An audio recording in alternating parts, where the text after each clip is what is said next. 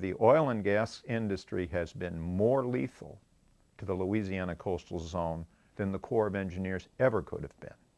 The state has been not only unwilling to recognize the linkage between oil and gas and environmental harm, it has opposed anyone who said it.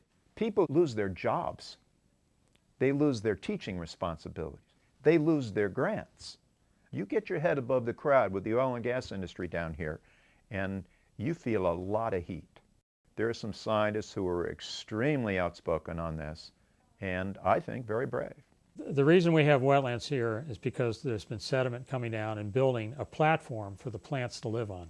It's an entirely different system once the plants are there, and that's the system we've lost. We've been building land for 7,000 years, and all of a sudden we're losing 20% in 50 years, and all over the coast, and only where we dredge.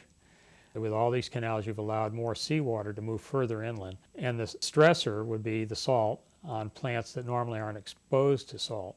Cypress trees, for example, could take a brief encounter with a low salinity intrusion, a few parts per thousand, but it would have to be removed quickly. You couldn't have it there for a month. What happens when you put up a spoil bank or change the hydrology is the water stays behind it and can't get out. It's one thing for me to file a lawsuit against every major oil and gas company on the face of the planet that has contributed at least 50% to the wetlands loss. But regardless of the resources that I bring to the table, I am nothing in comparison to the resources that the state of Louisiana could bring to the table. When my family got here 200 years ago, I'm sure somebody looked around and said, this seemed like a really good place to settle. There was a good reason for it. We were 90 miles inland, and there was 90 miles worth of terra firma protecting us from the big bad storms that came out of that Gulf of Mexico. Current estimates are for every 2.7 miles of marshland reduces the storm surge by at least 1 foot. If we'd have had that extra 1 million acres of coastal marshland at the time of Katrina, certainly by anyone's estimate, we would not have had the failure of the levee system, because frankly the storm surge would have been reduced considerably before it ever reached the waters around New Orleans. So the way my mind works is simply, as I think most Americans do, he who causes the damage should have to pay for it. There are precedents for doing what needs to be done here in Louisiana. There have been 2 other major industries in this country that have caused so much harm in the past when their practices were acceptable that we've gone back to the industry and say, okay, now you'll pay for the past. It's unfair to ask the American taxpayer to clean up your mess. You clean it up. One of those is the coal industry in Appalachia. And the second is the Superfund, which taxes the chemical industry for toxics, which at the time the act was passed were being discovered all over the country. The cleanups were hellaciously expensive. And it was decided, no, the industry ought to pay for this, not the American taxpayer.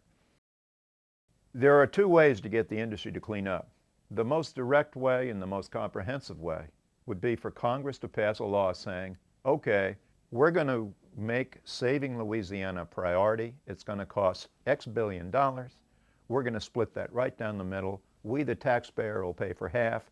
You, the industry, will pay for half. And we're imposing a tax on your products to recover that. It's put in a trust. It's used for coastal restoration. That would be the easiest way to do it.